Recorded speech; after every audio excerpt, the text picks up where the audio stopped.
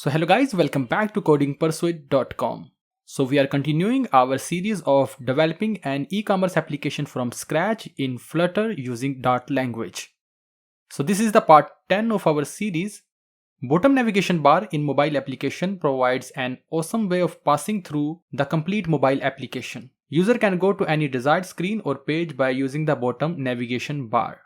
So in this video, we will create bottom navigation bar in Flutter using Dart language. So it is recommended to implement what you are seeing. In this way, you will be able to learn a lot of concepts related to Flutter. If you are an absolute beginner, you can find our Flutter development tutorials for absolute beginner series in the description. You can also find the source code of this application in description. So stay tuned.